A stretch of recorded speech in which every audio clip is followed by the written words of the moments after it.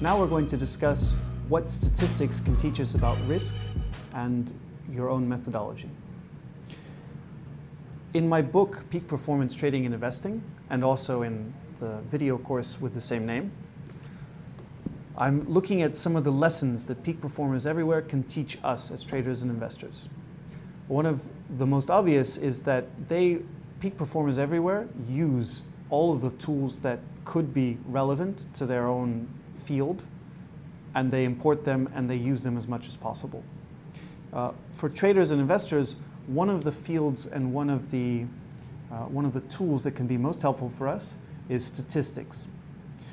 The reason why is very simple. On any one position, any one trade, you could make or you could lose money.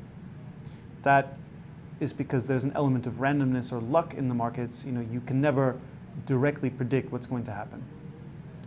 But over the longer term, over a large enough series of trades or positions, then things will conform to a longer term average or a longer term statistical expectation.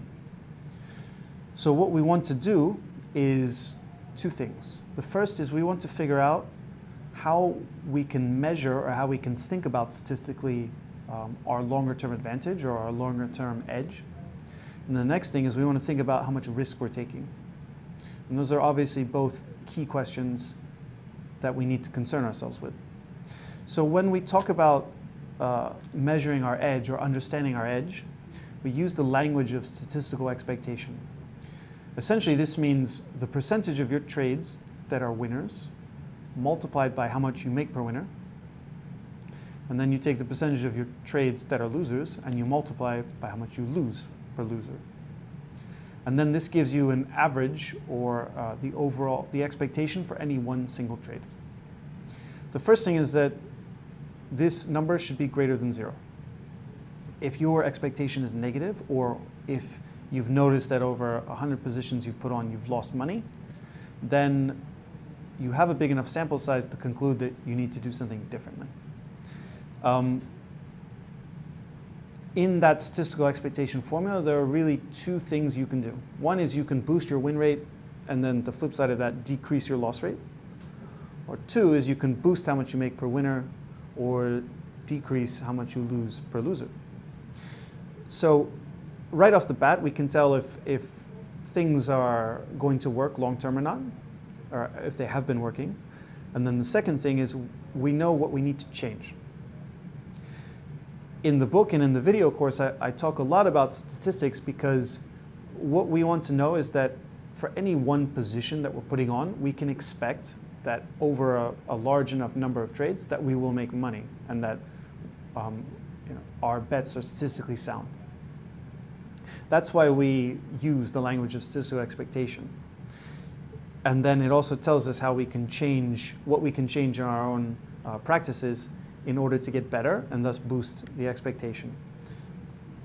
The other thing is that you can use that information to figure out how much risk you should be taking. There's a formula that was invented, I think in the 1950s at AT&T, and it was designed more for the gambling world, but it has a lot of applicability in the trading and investing world. It's called the Kelly formula.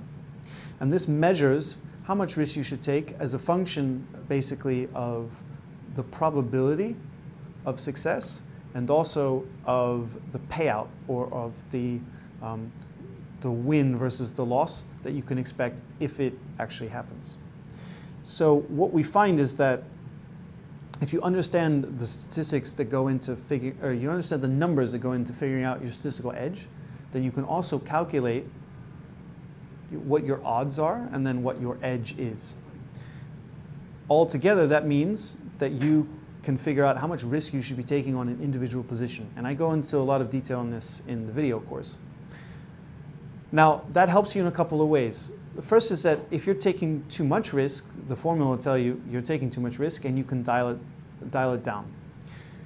If you cut the amount of risk you're taking, your results will be less volatile, and then your drawdowns, especially your short-term drawdowns, will be much more manageable and contained. Emotionally, that's much easier to deal with. If a drawdown is 8% instead of 15% in your account, then it's much easier to cope with. The other thing about that is if you know how much risk to take, or you know how to link in your mind the expectation or certain setups with the amount of risk to take, then you can fine-tune your results as a trader. Something where it's very likely to pay off or it's very likely to perform, you can increase the position size.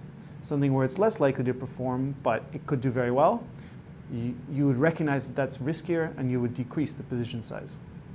But it's only with these tools, the statistical tools that I'm talking about, that we can make those more fine-tuned judgments. Now, altogether, these tools give us a good guide for how to structure our methodology, how much risk we should be taking, and then where we can improve or where we can optimize our trading to get better results. What we really want to do here is to use this not as the gospel truth, not as the absolute truth, but we want to use it to inform what we're doing.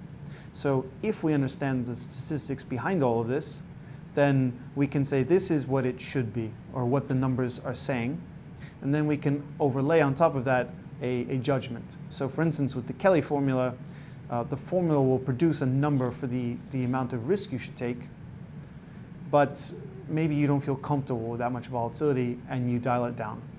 But at least you're making an informed decision in that case, as opposed to just guessing or taking a shot in the dark.